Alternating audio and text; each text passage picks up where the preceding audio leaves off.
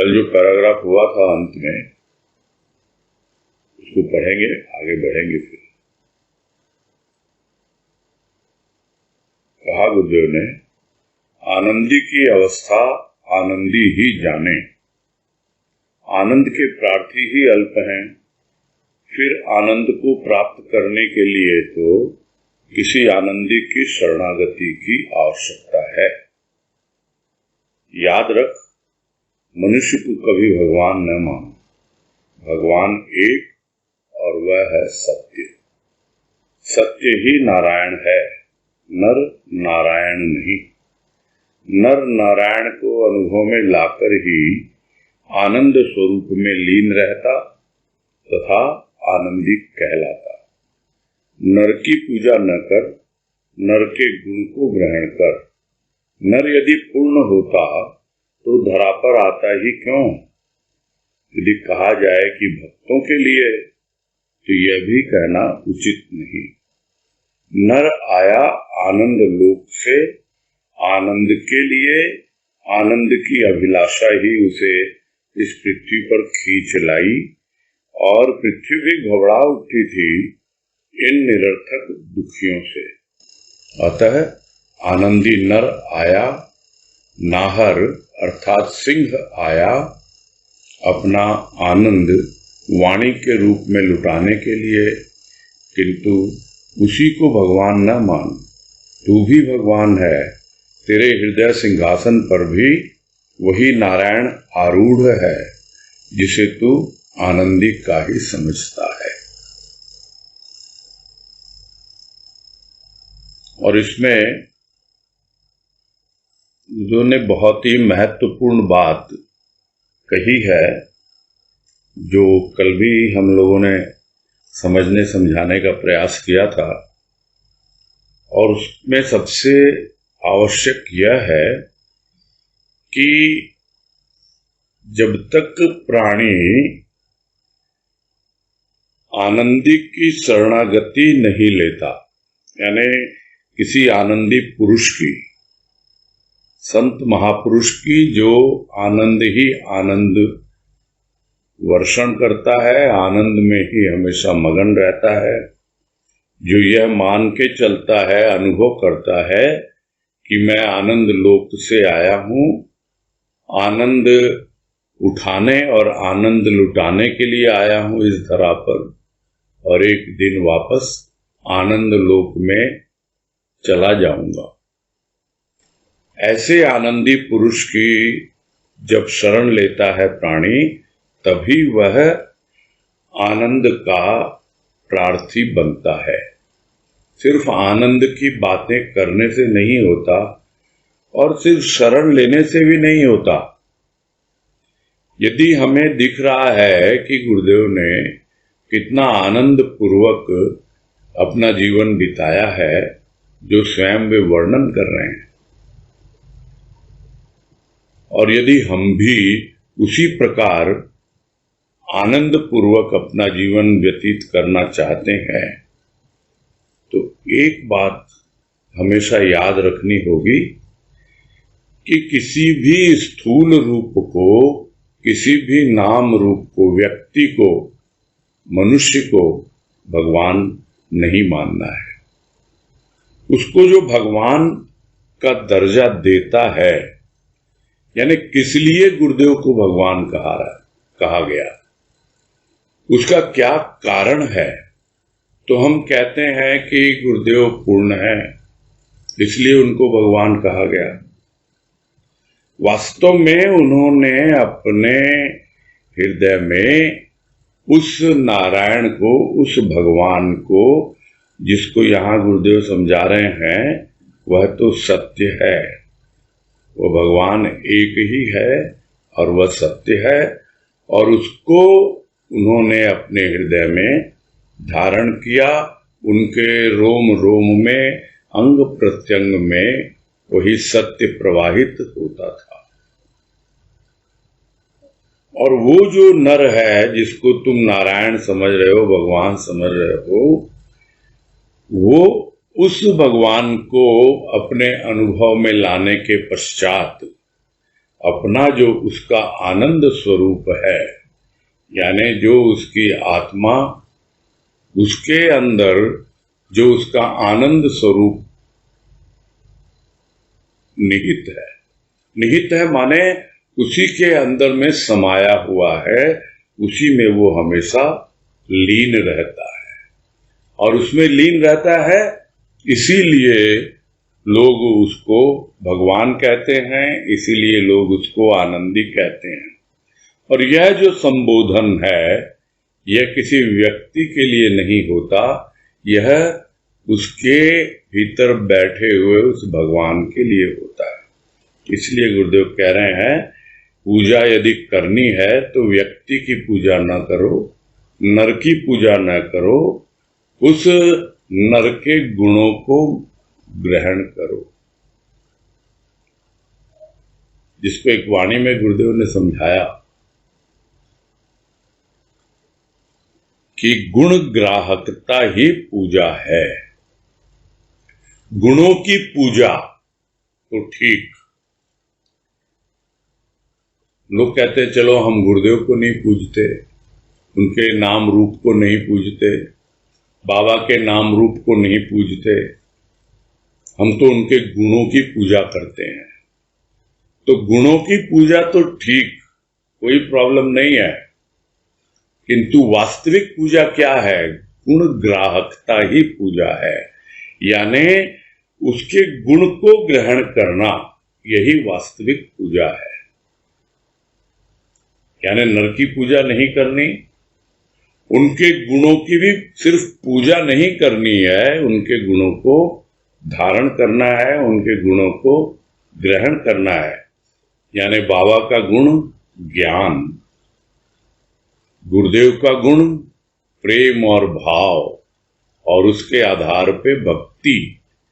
तो जब ये सब कुछ एक साथ आने लगते हैं हमारे जीवन में, प्रेम, भाव, भक्ति, ज्ञान, तब वास्तव में हम आनंदी पुरुष होने के प्रार्थी होते हैं। और धीरे धीरे वही प्रार्थी अधिकारी भी बन जाता है। प्रार्थी कौन होता है? जिसकी एलिजिबिलिटी होती है, यानी योग्यता होती है, वही उस पोस्ट के लिए अप्लाई कर पाता है, यानी प्रार्थी बनता है। तो जो गुणों को ग्रहण करने के लिए प्रस्तुत है, वही उसके लिए एलिजिबल है, यानी योग्य है। और वो योग्यता धीरे धीरे उसे आगे बढ़ाएगी और आनंद का अधिकारी बनाएगी। यानी जब उस एप्लीकेंट का एप्लीकेशन यानी प्रार्थना पत्र स्वीकृत हो जाता है, तब उसे उस ऑर्गेनाइजेशन में एक जगह मिल जाती है, एक पोस्ट मिल जाता है और वो अधिकारी बन जाता है। वैसे ही है कि जो गुणों ग्रहण करना शुरू कर देता है, गुणों को, और उसकी शरण में आकर के व्यक्ति को भगवान नहीं मानता, उसके भीतर बैठे हुए उस सत्य को, उसको धारण करता है और अपने हृदय में बसाता है, और गुणों को ग्रहण करते हुए यानी प्रेम और भाव के आधार पर भक्ति और ज्ञान को अपने हृदय में बसाता है, प्राणों तक पहुंचाता है, तो अपने आप ही वो उसका अधिकारी बन जाता है। फिर कहते हैं, कोई कहे कि नर जो था वो पूर्ण था, पहले से पूर्ण नहीं था। हाँ, इस धरा पर आकर अवश्य उसने पूर्णता का बोध किया, क्योंकि यदि पहले से पूर्ण होता तो यहां आने की आवश्यकता ही क्यों होती उसे। लोग कहते हैं कि भक्तों ने पुकार पुकार के उसे बुलाया है, तो यह कहना भी उचित नहीं। ये गुरुदेव यहां बिल्कुल लिखित रूप में दे रहे हैं, और समझ लेना चाहिए यह भी एक प्रकार का भ्रम ही होता है कि वो भक्तों के लिए आया है। नहीं, वो तो अपनी मस्ती में है, अपने आनंद में है। वो आनंद उठाने के लिए आया यहां और आनंद वितरित करने के लिए आया। अब कोई उसे भगवान कहे और अपने आप को भक्त समझे, कोई उसे गुरु कहे और अपने आप को शिष्य समझे। जो कुछ भी समझे वो उसकी अपनी समझ है, किंतु वो तो अपने आप में आनंद लोक से आया है और आनंद की अभिलाषा ही उसे इस पृथ्वी पर खींच लाई है। क्योंकि ये पृथ्वी भी इतने दुखी लोगों का भार सहन करते करते एकदम परेशान हो गई थी, घबरा गई थी। क्योंकि एक तो ऐसे ही पृथ्वी के ऊपर इतना भार और रहा सहा ये दुख से बड़ा कोई भार नहीं है सर पर। ये दिखलाई नहीं देता, अपने आप ही पृथ्वी को सहन करना पड़ता है। हम कुछ करें या ना करें, हमारे आसपास जैसे हमारे भाव विचार होंगे उसी के अनुसार हमारा एक ऑरा बन जाता है और जहां जहां हम चलते हैं वो सारा बोझ वो पृथ्वी उठाती है। तो पृथ्वी भी उनके बोझ से घबरा गई थी, इन निरर्थक दुखियों से। तो इसीलिए वो आनंदी एक नर रूप धारण करके आया, एक सिंह का रूप धारण करके आया। जो पहले उदाहरण दिया कि वो किसी कुत्ते की तरह न तो दूसरे कुत्तों के साथ गुर्राता है, बल्कि वो तो शेर की तरह गरजता है। न कुत्तों की तरह दुम हिलाता है, वो तो भोग का शिकार करके उसे छोड़ देता है ताकि बार बार वो आके उसे परेशान न करे। पहले समझाया इस शेर का क्या रूप है। यह एक भौतिक रूप में नहीं है, यह उसका आध्यात्मिक रूप है।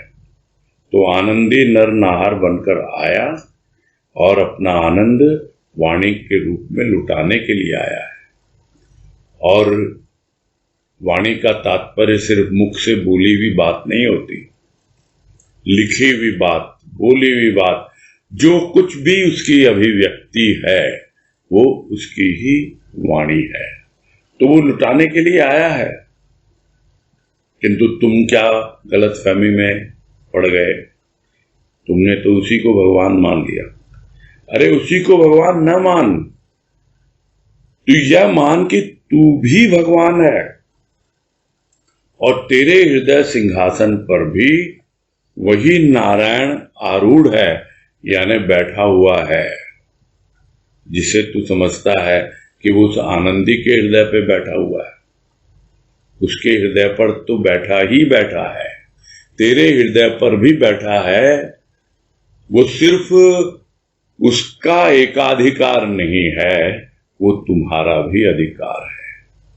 यह एक नर का, किसी भी मनुष्य का जन्म सिद्ध अधिकार है कि वो अपने इस मानव जन्म में अपने आप को सिद्ध कर ले, यानी स्वयं सिद्ध हो जाए। स्वयं को जो सिद्ध कर लेता है वही वास्तव में सिद्ध पुरुष है। तो जिसके भीतर हम समझते हैं बाबा सिद्ध पुरुष, गुरुदेव सिद्ध पुरुष, जो उनके भीतर था उन्होंने उसे सिद्ध कर लिया, प्रकट कर दिया दुनिया के सामने। और वो हमें भी उसके लिए प्रेरित कर रहे हैं और समझा रहे हैं कि तेरे हृदय पर भी वही नारायण आरूढ़ है, जिसे तू आनंदी का ही समझता है। यही समझता है कि सिर्फ उनका ही एकाधिकार है, इस पर सबका अधिकार है, मानव मात्र का अधिकार है अपने हृदय में बैठे हुए उस नारायण का परिचय प्राप्त करने का और आनंद मनाने का। आज कह रहे हैं मूर्ति की पूजा, जिसकी मूर्ति है उसके गुण की पूजा नहीं। यह गलत धारणा है। नर नर ही है, नारायण उसके हृदय में है तो तेरे भी हृदय में है। अन्य की केवल वार्ता कहने से आनंद न मिलेगा।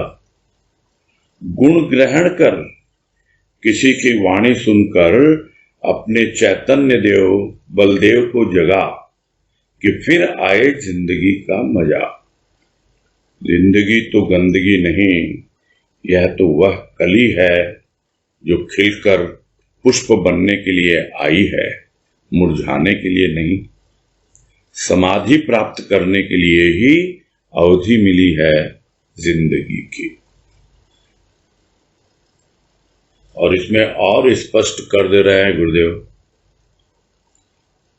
कि ये तो बड़े आश्चर्य की बात है कि लोग मूर्ति की पूजा तो करते हैं, किंतु जिसकी मूर्ति की पूजा करते हो उसके गुणों की पूजा नहीं, उसके गुणों को ग्रहण करने का जरा सा भी रुझान नहीं, जरा भी इंटरेस्ट नहीं। कृष्ण की पूजा होती है, किंतु कृष्ण का गुण क्या है? उनका गुण है प्रेम। उनका गुण है उस प्रेम के माध्यम से आकर्षण। तो क्या हमारे भीतर वो आकर्षण है? क्या हमारे भीतर वो प्रेम है? तो लोग कृष्ण की पूजा तो करते हैं, किंतु उसकी बाहरी बाहरी पूजा होती है, उस मूर्ति की पूजा होती है। वही अवस्था गुरुदेव बाबा की मूर्तियों की भी है, इसमें कोई संदेह नहीं होना चाहिए। हम सबका अपना अपना अनुभव है और हम देखते हैं किस प्रकार हमने सत्संग में अनुभव किया है प्रारंभ में, और उनकी कृपा से धीरे धीरे कैसे उस मूर्ति के भीतर छिपे हुए उनके गुणों को भी हम ढूंढ रहे हैं, खोज रहे हैं और उसका भी अनुभव पा रहे हैं। यह हम सबका अनुभव है। किंतु जो सिर्फ ऊपरी उपचार में लगे हुए हैं, ऊपरी श्रृंगार में लगे हुए हैं और सिर्फ क्या किया जाए, स्थूल में ही रमे हुए हैं, तो इसको कह रहे हैं गुरुदेव कि वो सिर्फ मूर्ति की ही पूजा में लगे हैं।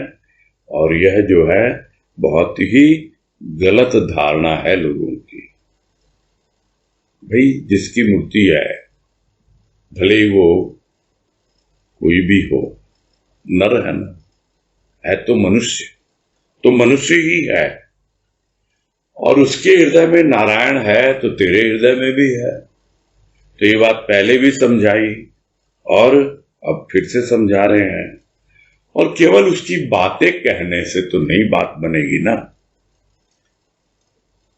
कि हाँ गुरुदेव ने ये किया, गुरुदेव ने वो किया, वो जब यहां आए तो हमने ऐसा अनुभव किया, हम जब वहां गए तो हमने ऐसा अनुभव किया। खाली बातें करने से नहीं होता है, उनके गुणों को ग्रहण करना होता है। ठीक है, बातों से प्रेरणा मिलती है, दूसरों को भी मिलती है, और खुद भी जब हम उन बातों को याद करते हैं तो हमारे भीतर भी एक नया उत्साह और एक नई उमंग हमें अनुभव में आती है। किंतु केवल वार्ता करने से आनंद नहीं मिलता है, और उस आनंद की बात कह रहे हैं गुरुदेव। उसके लिए तो भीतर प्रवेश करना होगा, और ये वार्ता क्या है? ये बाहर का खेल है। भीतर पहुंचो तब जाकर के आनंद मिलेगा, और भीतर पहुंच के उनके गुणों को ग्रहण करें और उनकी वाणी सुनकर, उनकी वाणी का भाव समझकर, उसको हृदयंगम करके अपने चैतन्य देव को जगाओ। यही गुरुदेव यहां कह रहे हैं बार बार कि गुण ग्रहण कर, उसकी वाणी सुनकर, और अपने चैतन्य देव बलदेव को जगा, तब आए तुझे जिंदगी का मजा। और यहां जिंदगी का मजा मतलब तुम जिंदगी का आनंद उठा पाओ। बहुत अच्छा लगा, बहुत मजा आया, किंतु उस मजा में भी तो उसकी रजा है, उसकी रजा है, और वो यह है कि तुम अपने हृदय में उस नारायण को देखो, अनुभव करो, उसके गुणों को ग्रहण करो, और फिर जो मजा आएगा उसकी बात ही कुछ और होगी। अभी जो मजा है वो बाहर से भीतर आता है, वो उधार का लिया हुआ है। वाणी सुनते हैं, वाणी सुनो, लेकिन किस लिए सुनते हो? अपने चैतन्य देव को जगाने के लिए। जो भीतर बैठा हुआ आत्मदेव, जो चेतना है, शुद्ध चेतना, वो आत्मा में ही है, उसको जगाने के लिए। तब जिंदगी का मजा आता है, तब वास्तविक आनंद आता है। और इसीलिए कह रहे हैं कि ये तुमको जिंदगी मिली है, ये हृदय की एक कली है, ये जिंदगी एक बंद कली की तरह है, ये पुष्प बनने के लिए आई है, खिलने के लिए आई है, विकसित होने के लिए आई है, और जो भी विकास इसका होना है वो सूक्ष्म का होना है। स्थूल का विकास तो बहुत थोड़ा सा है, असली विकास तो भीतर का है। तो यह जिंदगी जो है वो बंदगी के लिए है, गंदगी के लिए नहीं। तो बंदगी कैसे है? प्रभु से प्रेम करें और उस प्रेम को अपने हृदय में अनुभव करें। जो कुछ भी उसकी वाणी का भाव हमें स्पर्श करता है उसे और गहरे लेके जाएं। जो भीतर बैठा हुआ हमारा चैतन्य देव, आत्मदेव है, वहां तक वो पहुंचे, तब जाकर धीरे धीरे ये जीवन की कली प्रस्फुटित होती है, खिलती है, पुष्प बनती है। अन्यथा यह अधखिली रह जाती है, मुरझा जाती है। गुरुदेव कह रहे हैं उसलिए तो नहीं आई थी ना, उसलिए तो जीवन नहीं मिला था। जीवन तो मिला था समाधि प्राप्त करने के लिए। यह जो जिंदगी की अवधि मिली है यह समाधि के लिए मिली है। और स्वाभाविक है कि समाधि आएगी तो आनंद भी आएगा ही आएगा। आप लोगों में से कईयों ने प्रश्न किया था कि समाधि के बाद क्यों है आनंद? क्योंकि इस अवधि में, जीवन की अवधि में, यदि हम उस समाधि की अवस्था को अनुभव कर लें तब उस आनंद को हम अनुभव कर सकते हैं, जिसे गुरुदेव यहाँ पे कह रहे हैं कि वो आनंद जब एक बार आत्मा में अनुभव में आ जाता है फिर वो हमेशा हमेशा के लिए तुम्हारा हो जाता है। वो समाधि जो एक बार तुम्हें अनुभव में आ जाती है भाव के माध्यम से, वो भाव तुम्हारे लिए एक सहज समाधि बन जाता है। तो उसी के लिए मिली है यह जीवन की अवधि। आगे कह रहे हैं अनेक बातें कहीं, और बातें यहीं समाप्त नहीं होंगी, ये तो चलती ही रहेंगी। यदि इनमें सत्य का अंश होगा तो वायुमंडल में गूंजती हुई आनंदी पुरुषों के लिए आनंदवर्धक होंगी। प्रथम पंक्ति यही थी और अंतिम पंक्ति भी यही है। तुम मुझे विश्वास दो, मैं तुम्हें आनंद दूंगा। विश्वास है कि आनंद इच्छुक प्राणी को अवश्य ही आनंद मिलेगा। और यही कह रहे हैं कि बातें समाप्त नहीं होती हैं, होंगी भी नहीं, हो कैसे सकती हैं? कोई लिखा हुआ पढ़े या ना पढ़े, कोई बोला हुआ सुने या ना सुने, जो वाणी गुरुदेव की उनके जीवन काल में वो आज भी वायुमंडल में विद्यमान है, गूंज रही है अभी भी। उस धरातल तक पहुंचना, उस अवस्था तक पहुंचना ये धरातल सूक्ष्म का है। वहां पहुंचने के बाद में ऐसा लगता ही नहीं कि यह सिर्फ बातें ही बातें हैं, नहीं, यह उनका अनुभव है।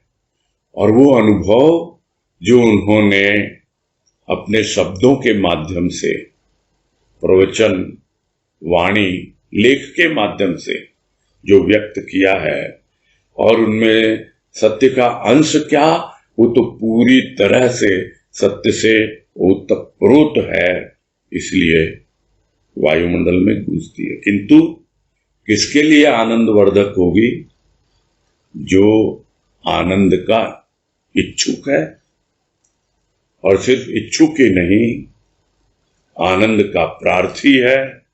सिर्फ प्रार्थी ही नहीं, आनंद का अधिकारी है, और धीरे धीरे वो आनंद अनुभव कर रहा है। ऐसे लोगों के आनंद वर्धन में, यानी आनंद का जो धरातल है, उसे और आगे ले जाने में बहुत सहायक होंगी ये बातें। यहीं समाप्त नहीं होती है, और अंत में फिर यही रिपीट कर रहे हैं कि पहली पंक्ति थी, तुम मुझे विश्वास दो, मैं तुम्हें आनंद दूंगा। और उस बात को दूसरे ढंग से कह रहे हैं अब, कि मुझे तो विश्वास है कि आनंद के इच्छुक प्राणी को अवश्य ही आनंद मिलेगा। यानी गुरुदेव को अपने आप पे पूरा विश्वास है, और वो विश्वास वो हम में जगा रहे हैं कि यदि तुम आनंद के इच्छुक हो तो तुम्हें उनकी कृपा से अवश्य ही आनंद मिलेगा। इसमें किसी को कोई संशय या संदेह नहीं होना चाहिए। बस कमी है तो हम में है, कमी है तो हमारे विश्वास में है। और वो विश्वास, जिसे कहा गुरुदेव ने बीच में कि क्या विश्वास कर, यह विश्वास कर कि तू जीव नहीं, तू शिव है। तुझे जो जीवन मिला है वो जीव भाव से शिव भाव की ओर आगे बढ़ने के लिए, और एक दिन जब शिव भाव तक पहुंच जाएगा तब तुझे मालूम पड़ेगा कि शिव कहां है। शिव है मध्य में, एक ओर सत्य है और दूसरी ओर सुंदर है। सत्यम शिवम सुंदरम, सब कुछ सुंदर है, सब कुछ आनंददायक है। उसके लिए जो जीव भाव से शिव भाव तक पहुंच जाता है, और सत्य बिल्कुल उसके हृदय में भगवान बनकर हमेशा विराजमान रहता है। बस यही पूरा करते हैं। आज समय थोड़ा सा है एक्स्ट्रा, तो इससे संबंधित जो बातें हैं वो तो होंगी ही, उसके अलावा भी कुछ जनरल बात भी हो, किसी के मन में जिज्ञासा हो, उसको भी रख सकते हैं। हाँ, लेख तो पूरा हो गया, कल ही बात हो गई थी। संपूर्ण होता है लेख इसके साथ में।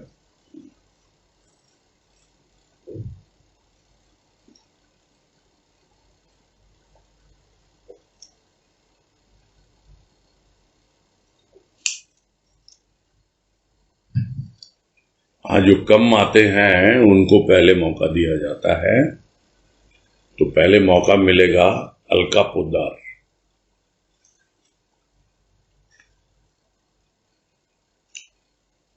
हरिओम भैया। हाँ, हरिओम, बोलिए। प्रणाम भैया। हाँ, बोलिए बोलिए। ये कल जो पैराग्राफ जहाँ से शुरू हुआ था, उसमें कमल खिला प्रभात में सूर्य किस निभु किरणों, वो वाला पैराग्राफ में। हाँ जी। ये भैया एक बात आई थी कि रोग भोग और शोक इसके त्रिदेव बने हैं। तो थोड़ा सा मुझे वो समझ नहीं आया कि रोग लेकर आया ब्रह्मा की तरह, मानसिक रोग जो लेकर गया था, ये क्लियर नहीं हो पा रहा है। ये गुरुदेव तीन जो देव हैं, वो तो अपनी जगह है। वो पॉजिटिव थिंकिंग के हिसाब से लोग बोलते हैं कि ब्रह्मा विष्णु महेश, ब्रह्मा जो है जन्मदाता है और विष्णु पालन करता है और शिव संहार करता है। ये सब चीजें तो हम सुनते ही है ना जी। तो यहाँ क्या है, सृष्टिकर्ता यानी जन्म देने वाला ब्रह्मा। तो तुमको जन्म देने वाला कौन है? तुम्हारा मानसिक रोग, ये लेके आए हो तुम इस तरह पर, और तुम भोग करना चाहते हो, यानी अपने शरीर का पालन पोषण सिर्फ भोगों के द्वारा ही करना चाहते हो। यानी जो पालन करने वाला विष्णु, उसकी जगह तुम भोगों से अपना पालन पोषण कर रहे हो, और फिर विदा होता है इस संसार से शोक करते हुए कि मैंने तो जीवन ऐसे ही निरर्थक बेकार बर्बाद कर दिया, और दुखी होकर के इस संसार से चला जाता है। उसका मानसिक रोग दूर होता नहीं है, और फिर से उसी तरह है वो मानसिक रोग लेके आता है। ये एक साधारण प्राणी की स्थिति है जो संत महापुरुष देखते हैं दुनिया में, और उसी का उन्होंने एक दूसरे ढंग से वर्णन किया है। बस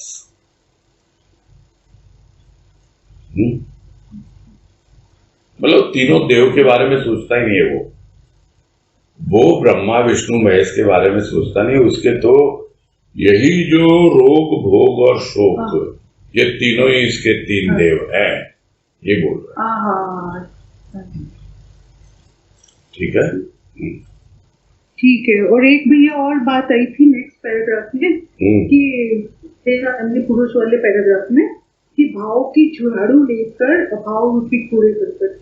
हाँ जी। तो भाव की झाड़ू से पिटाई पुटाई की जाए, मतलब वो थोड़ा सा एक कि भाव की झाड़ू से कैसे पुटाई कर रहे। कूड़े को हटाना है। कूड़ा साफ नहीं करते क्या? कूड़ा करकट। हाँ वो समझ आया, लेकिन भाव से कैसे, मतलब वो भाव आता है तो भाव चला जाता है, कूड़ा करकट भी जाता है, लेकिन अगर कोई भाव जैसे नहीं जा रहा है तो उसकी कुटाई कैसे कर? नहीं, उसको बाहर भेजना है, कहने का मतलब ये। कोई बार बार यदि आता है तो एक तो होता है कि झाड़ू से साफ किया जाता है, और साथ साथ ये उदाहरण दिया गया कि अगर वो नहीं माने, बार बार दौड़ दौड़ के आता है, तो थोड़ा उसको डराना भी पड़ता है ना, भाई भाग यहां से, दो चार उसको झाड़ू लगा दो तो फिर आएगा नहीं जल्दी से। ये कहने का मतलब था। थैंक यू भैया, प्रणाम। हरिओम। हाँ, नेक्स्ट सुभाष पोद्दार को दीजिए।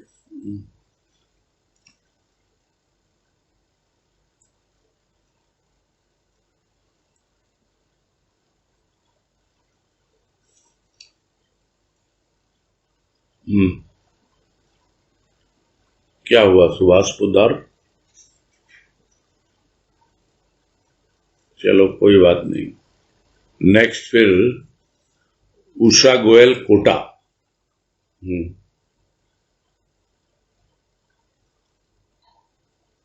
हरिओम भैया। हाँ हरिओम, बोलिए भैया। ये आत्मानंद स्वतः अपने आप आता है ना, किसी के कोई ऊपर का साधन नहीं हो। जैसे आपने कहा था भजन गाते हैं तो जो आनंद आता है वो तो होती का मतलब स्थूल आनंद हुआ, पर आत्मानंद तो क्या स्वतः अपने आप आएगा ना, कोई साधन की जरूरत नहीं है ना उसमें। भीतर सूक्ष्म का साधन चाहिए, स्थूल पर आधारित नहीं है, वो सूक्ष्म पर आधारित है। यानी सूक्ष्म का जैसे जैसे आपका धरातल आगे बढ़ता जाएगा, तब आपका आनंद जो है, अभी आप मन में अनुभव करते हो, बाद में आपके चित्त में बुद्धि में जगह जगह आनंद की अनुभूति होते होते वो आनंद इन सब के परे जब चला जाएगा, तब वो आत्मा तक पहुंचेगा। जाना तो इसी रास्ते से पड़ेगा। उछल करके नहीं पहुंच सकता कोई। हाँ, आत्मानंद जाएगा सूक्ष्म के माध्यम से। तो अभी तक हम भौतिक मतलब फुल आनंद में ही है। वो तो हर एक का अपना अपना धरातल है, उसको पता होना चाहिए, है ना। कैसे दूसरे के बारे में कोई कैसे बोल सकता है ना। खुद को पता होना चाहिए कि क्या हमारा अभी सिर्फ स्थूल पर ही आधारित है क्या। ठीक है, ठीक है भैया, थैंक यू। हाँ, हरिओम हरिओम। हाँ, शकुंतला झुंझुनवाला।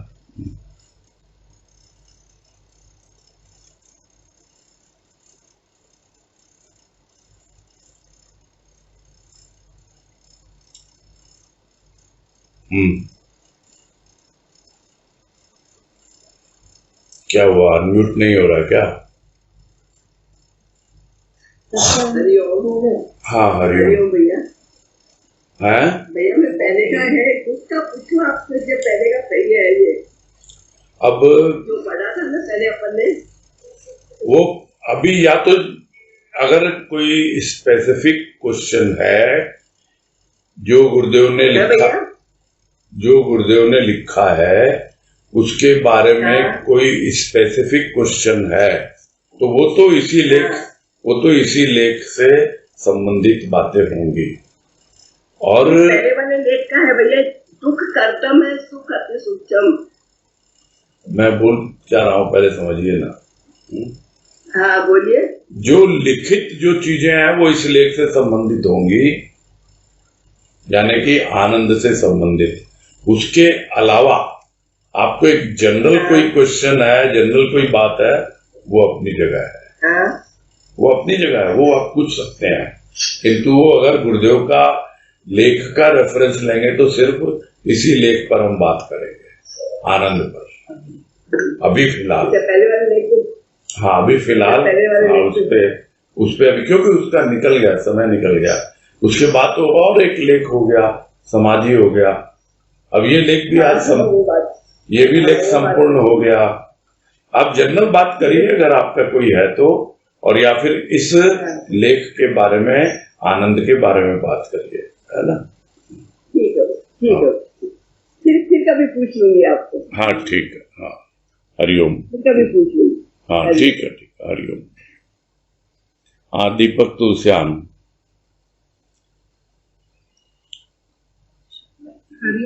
शारदा बोल रही हूँ। हाँ नमस्कार, बोलिए। समझ गया था मैं, शारदा भाई। हाँ बोलिए। भैया अभी लास्ट पैराग्राफ में बात आई कि आज भी उसकी आवाज जो है उसकी वायुमंडल में गूंज रही है, उसके लिए हमारी अवस्था धरातल बने और वो भी सूक्ष्म है। तो जैसे ये तो समझ में आ रहा है भैया कि कंटिन्यू की जो आज पीढ़ी दर पीढ़ी उनका भाव चलता आ रहा है, और हम बच्चे जैसे जितना समझ रहे हैं उतना उसको वितरित करने की विचार रखते हैं। मतलब यही एक रूप है कि हमें समझ में आया सूक्ष्म में, तभी हम बोल पा रहे हैं या फिर अनुभव कर पा रहे हैं कि इसका भी कोई रूप है क्या भैया? संभव देखो, बोल पा रहे हैं या व्यक्त कर पा रहे हैं कि नहीं कर पा रहे हैं वो महत्वपूर्ण नहीं है, अनुभव करना जरूरी है। यदि आपने अनुभव किया है, वो व्यक्त हो या ना हो वो महत्वपूर्ण नहीं है। अनुभव करना महत्वपूर्ण है, और अनुभव करके हमको चुप होके नहीं बैठना है, आगे बढ़ना है और आगे बढ़ना है, उस आनंद तक पहुंचना है जिस आनंद की बात बार बार गुरुदेव यहाँ कह रहे हैं कि वो जो है वो आत्मानंद है ना। ठीक है।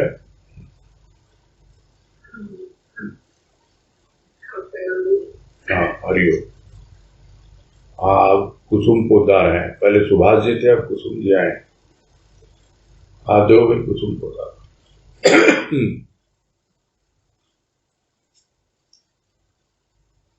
हरिओम भैया। हरिओम। हाँ हरिओम, बोलिए। एक क्वेश्चन तो वो शारदा बाई वाला ही था, तो वो क्लियर हो गया। और एक मन में ये प्रश्न चल रहा भैया कि जो आपने लास्ट में कहा ना कि विश्वास है कि आनंद के इच्छुक प्राणी को अवश्य ही आनंद मिलेगा, तो ये गुरुदेव कह रहे हैं। हाँ जी। तो भैया मन में ये आ रहा है कि पहले तो अभी तो पूरी तरह से हम शरणागति में ही नहीं आए हैं, तो क्या शरणागति की सीढ़ियों से ही हमें चलते चलते आनंद का अनुभव होता है भैया? शरणागति तो एक बार में ही होती है। समर्पण में समय लगता है, लेकिन शरणागति तो एक बार में ही होती है। जब आप एक की शरण में आ जाते हो, यहां गुरुदेव कह रहे हैं कि आनंदी की शरणागति की आवश्यकता है, यानी जो आनंदी पुरुष है, यानी जो संत है, उसकी शरण लेनी होगी आपको, और बाकी सबको भूल जाना होगा। इसमें लिखा नहीं बाकी भूल जाना होगा। हाँ, शरण जिसको भगवान कृष्ण ने अर्जुन को कहा कि सब कुछ छोड़ छाड़ के तू मेरी शरण में आ जा, यानी बाकी सबको छोड़ना पड़ेगा। उसके लिए यदि हम तैयार हैं तब तो आगे बात बढ़ेगी, और अगर उसके लिए ही हम तैयार नहीं हैं तो फिर बात आगे नहीं बढ़ेगी, फिर बातें ही बातें रहेंगी, उससे आगे अनुभव तक नहीं पहुंच पाएंगे। तो सबसे पहले तो शरण में कोई सीढ़ी नहीं है। शरण तो एक ठौर है, ठिकाना है, कोई चढ़ना उतरना नहीं है, बस टिके रहना है वहां पर। शरण वो होती है। उसके बाद आगे बात बढ़ेगी। हाँ, और हाँ, हरिओम। हाँ, अजय बंसल।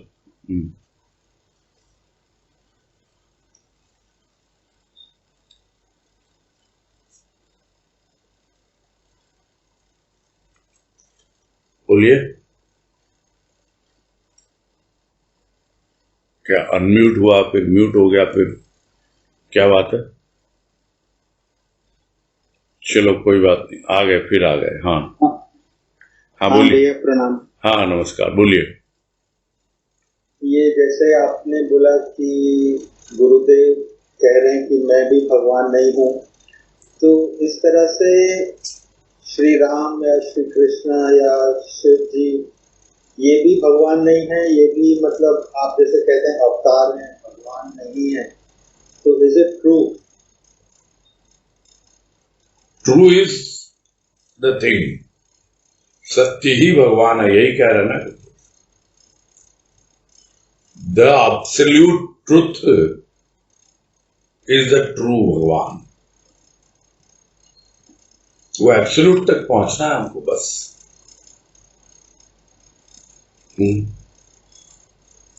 ये एक मान्यता है, और धीरे धीरे तो समझ में आएगा। एक जगह तो गुरुदेव ने यहां तक भी लिख दिया कि सत्य भी मान्यता है, यानी जिस सत्य को तुम भगवान मान बैठे हो वो भी एक मान्यता है। वास्तव में भगवान है क्या? तो गौतम बुद्ध ने क्या बोला? वो तो शून्य है, वहां कुछ भी नहीं है। तो सबका अपना अपना अनुभव है। कोई कहता है वो तो पूर्ण है, कोई कुछ कहता है, सबका अपना अपना है।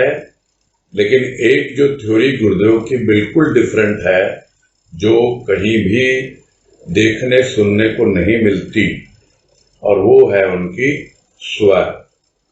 स्वय का जो सिद्धांत है उनका, यानी भगवान है या नहीं है, कौन भगवान है कि कौन नहीं है, आप तो स्वयं में सिद्ध करो उसको कि तुम हो भगवान। तुम हो मतलब तुम शरीर नहीं, तुम मन बुद्धि चित्त अहंकार नहीं, तुम्हारे भीतर जो तुम्हारा अपना स्वय है वो वास्तव में वही एब्सोल्यूट है, उससे परे और कुछ नहीं।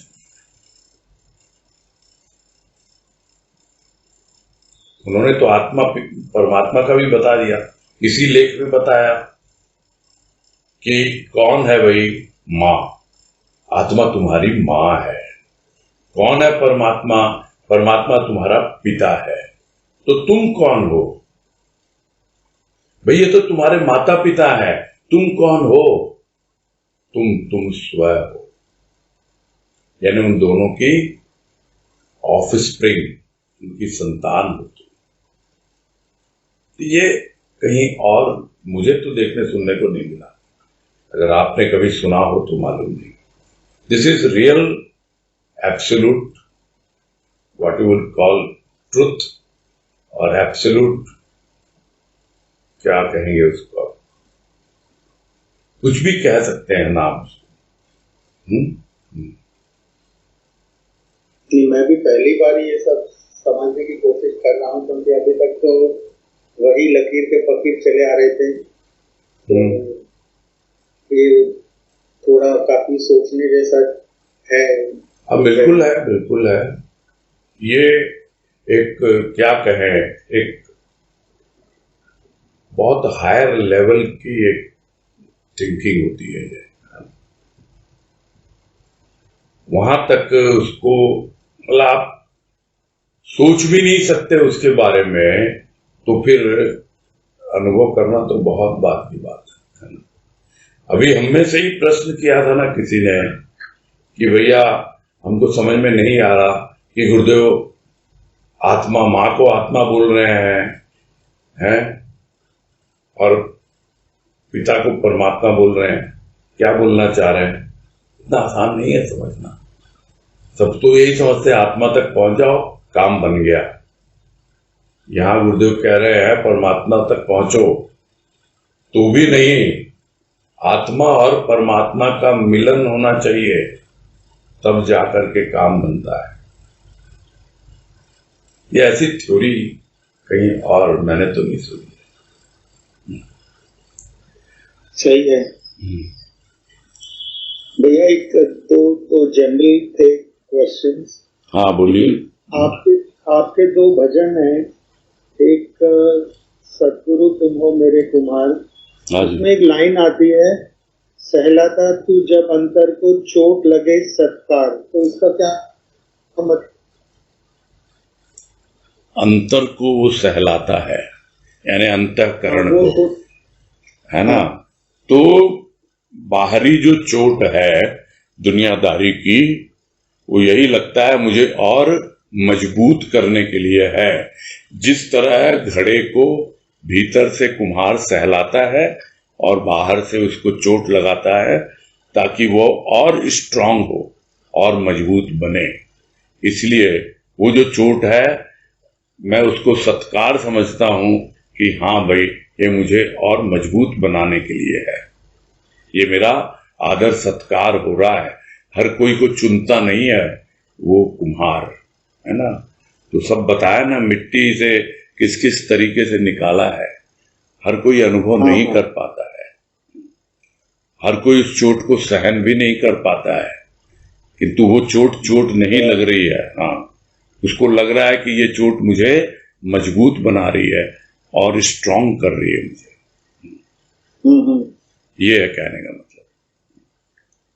और एक आपका भजन था पूर्ण सतगुरु, आप उसमें एक लाइन है कि पूर्ण मिली चंदन हो या कपूर। हाँ जी। तो इस मतलब हुआ, इसका मतलब ये हुआ कि चंदन में आपको कुछ एफर्ट करना पड़ता है, दोनों में सुगंध है। चंदन को घसना पड़ता है पानी के साथ, तो थोड़े से एफर्ट से वो पूर्णता का बोध होता है। और कपूर क्या है? कपूर सिर्फ हवा के संपर्क में आता है तो अपने आप ही सुगंध फैला देता है। ये दोनों में अंतर है। और साथ ही साथ पूरी तरह वो उस वायुमंडल में घुल मिल जाता है, जबकि चंदन का अस्तित्व फिर भी बना रहता है। पूर्ण दोनों ही है, लेकिन वो कपूर जो है वो अंतिम अवस्था है, चाहे चंदन हो या कपूर हो।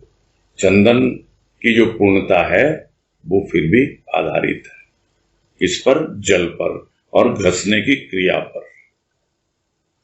ये उसमें भाव है। सुगंध दोनों ही फैलाते हैं, ऐसा नहीं है। ठीक है, क्लियर? हाँ, हरिओम। Thank you. हाँ, हरिओम। हाँ, चंदा देवी।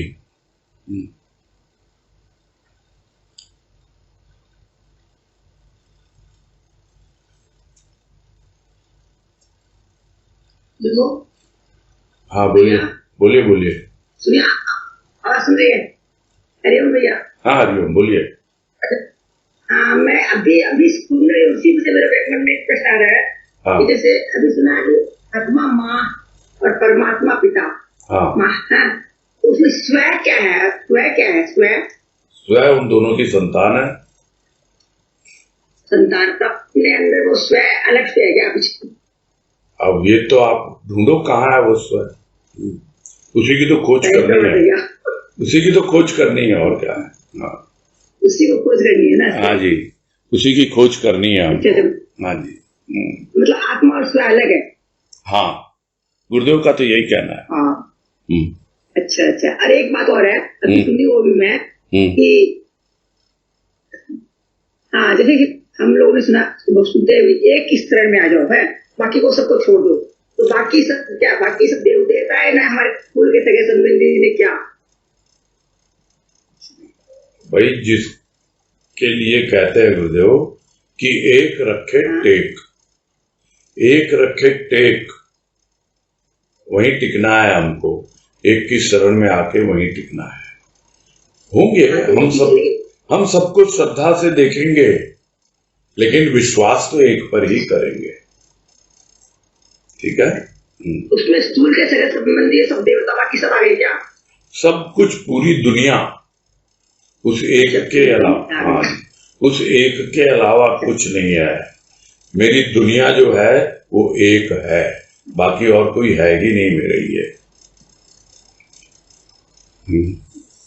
ठीक है, समझ में आ गई। हाँ ठीक है। हाँ, उमा को दीजिए।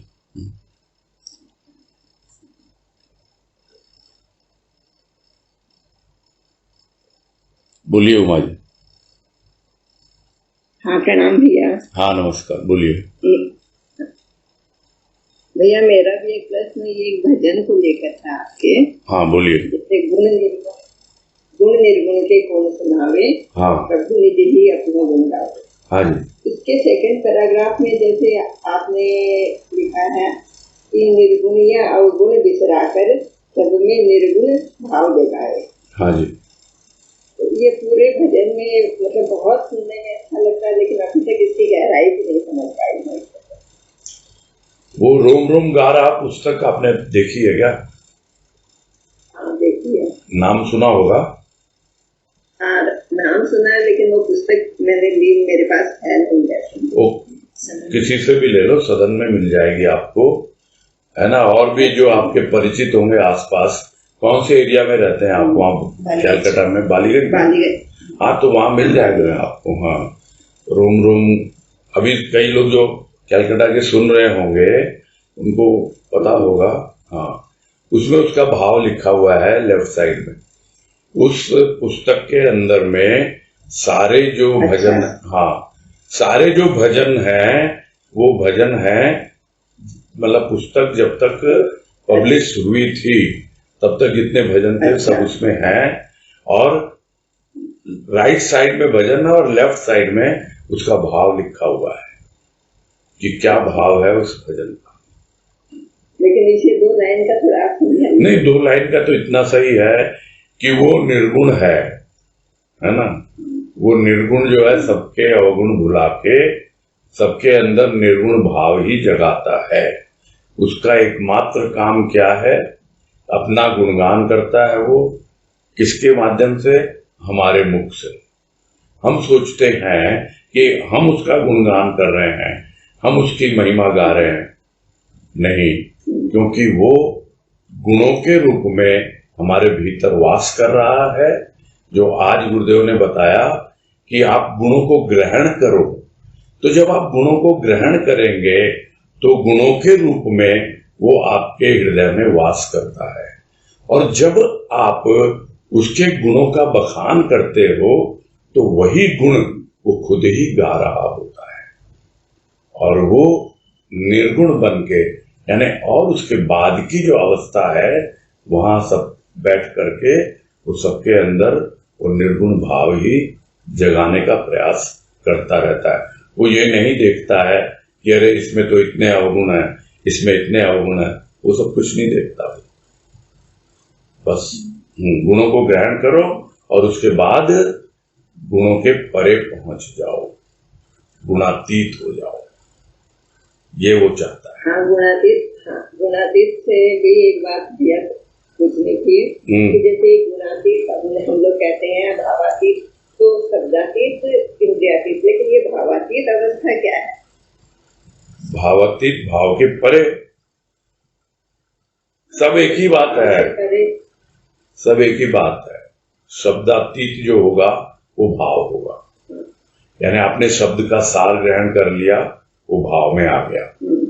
भावातीत यानी अब आप वो भाव ने आपको आत्म भाव तक पहुंचा दिया, और उसके बाद भाव भी वहां से हट गया, तो भाव से अतीत क्या हुआ?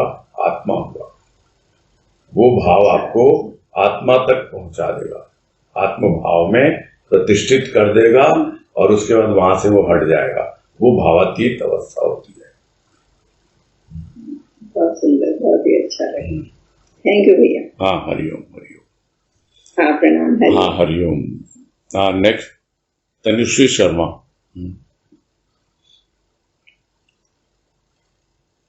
प्रणाम भैया। हाँ, नमस्कार, बोलो। एक्चुअली इसी में आनंद प्रवचन लेख में आई थी बात कि हम अपने आप को जीव समझते हैं, जीव भाव में रहते हैं, हमको शिव भाव में आना है। हाँ जी। तो असल में क्या होता है कि जब हम कोशिश करते हैं ना ये खुद को एटलीस्ट मानने की कि हम हमारे भीतर शिव बैठा है, हम उसी के रूप में, तो एक तो बिलीव नहीं होता, और उसके अलावा ये लगता है कि हमारा भक्ति भाव भी उससे कहीं ना कहीं खंडित हो जाए, हमें अहंकार नहीं आ जाए, तो वो हमसे संभलती नहीं है वो चीज। हमको यही बेटर लगता है कि हम तो स्वयं को उसके भक्त माने और उसकी। हाँ, ठीक कह रहे हो, जैसे कंफर्टेबल लगता है वो ठीक है। ये थोड़ा ज्ञान की तरफ का रास्ता है कि आप इसको अनुभव करें कि आप जीव नहीं हैं, आप शिव हैं। ये विश्वास के साथ बढ़ेंगे और भक्ति करते रहेंगे तो अपने आप ज्ञान भी आता रहेगा। धीरे धीरे, जल्दबाजी नहीं करनी होती है, धीरे धीरे अपने आप ही गुरुदेव को अनुभव देने लगते हैं। ज्यादा उस पर दिमाग जोर नहीं लगाना है। आपको जो कंफर्टेबल लगता है उसको अपनाइए। सबसे महत्वपूर्ण इस राह में क्या है, आपको रस मिलना चाहिए, और वो रस जो होता है वही आपको आगे बढ़ाता है, वही आपको पुष्ट करता है, वही आपके भीतर के लिए, अंतःकरण के लिए टॉनिक का काम करता है। नहीं तो हमारा अंतःकरण बहुत जल्दी कमजोर हो जाता है, हमारा मन, बुद्धि, चित्त, अहंकार सब डामाडोल होने लगते हैं। जब हमको रस मिलता है उसके प्रेम का, भाव का, तब जाकर के हमारे भीतर मजबूती आती है। तो जो आपको अच्छा लगता है आप करो, कोई प्रॉब्लम नहीं है उसमें, है ना। वो भी हो जाएगा, सबकी उसकी कृपा से सब होता है, ऐसा कुछ नहीं है ना। ठीक है, ठीक है भैया। हरिओम। हाँ। अनीता तुलसियान। प्रणाम भैया। हाँ, नमस्कार, बोलिए। भैया, आपने लास्ट क्लास में कहा था कि शिव बीच में आता है, सत्यम शिवम सुंदरम। हाँ जी। तो ये सीक्वेंस, मतलब शिव बीच में आने की बात में तो समझ, इस सत्यम शिवम सुंदरम के हिसाब से ठीक है कि शिव बीच में आता है, लेकिन क्या तात्पर्य होता है इसका? एक बार जब आप शिव की अवस्था तक पहुंच जाते हैं, जीव भाव से पूरी तरह शिव भाव में आ जाते हैं, तब आपके एक ओर सत्य रहता है, क्योंकि वही आपके लिए भगवान है।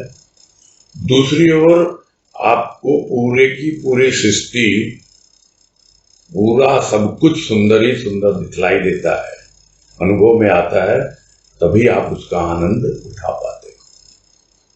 जिसको बार बार गुरुदेव कह रहे हैं कि वही आनंदी पुरुष है जो आनंद उठाने के लिए आया है। तो पहले तो आनंद उठाएगा, फिर आनंद का वितरण करेगा। ये है इसका सार। ठीक है। एक और बात थी भैया, पेज नंबर 47 में पैराग्राफ आया था, आनंद के लिए कहीं जाना नहीं। एक मिनट निकाल रहा।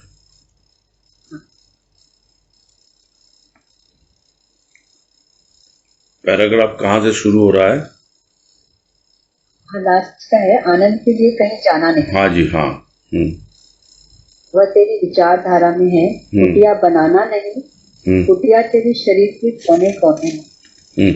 तो ये भैया शरीर के कोने कोने में कुटिया होना, मैंने कि रोम रोम में उसकी अनुभूति होना, क्या कुछ और?